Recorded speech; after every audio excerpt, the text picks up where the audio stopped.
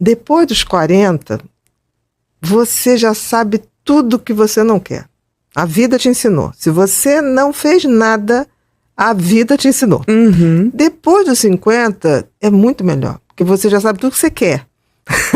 E aí você vai vivendo uma vida significativa pra você. Você já não perde tempo, você está muito mais seletivo, você sabe exatamente... E ali não é pra mim. Não. Legal, fulano... Não, vai, dou maior força. Mas você já sabe que aquilo não é seu, não é pra você e tá tudo bem. E tá tudo bem, né? Isso é você ter autoconhecimento, você saber quais são os seus valores. Exatamente. Você Né? já não quer agradar ninguém. Porque ninguém é agradável, no sentido de você, vou fazer isso e vou super agradar. Às vezes não. A gente acha que vai agradar. Exatamente. Não necessariamente você vai agradar. E também, qual é esse medo que a gente tem de desagradar?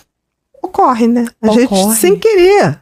Às vezes a gente erra sem querer, né? E aí você pede perdão à pessoa, a pessoa não aceita. Ok, mas você sabe que você não teve aquela intenção e ok, entendeu? Exato. E assim, muitas vezes, com esse medo da gente desagradar, a gente acaba desagradando a gente.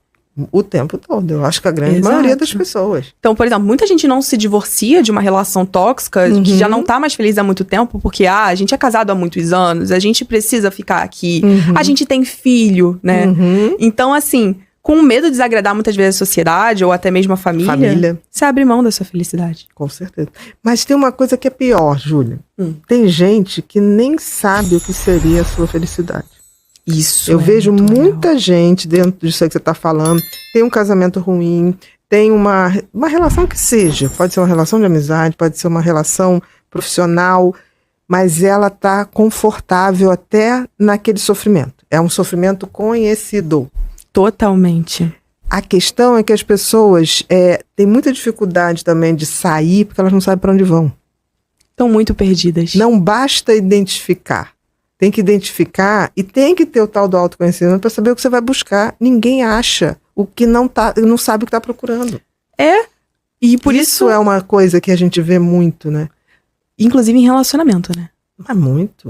Profissão, relacionamento. Você vê o tempo todo. Dependente emocional, por exemplo, ele vai sendo levado.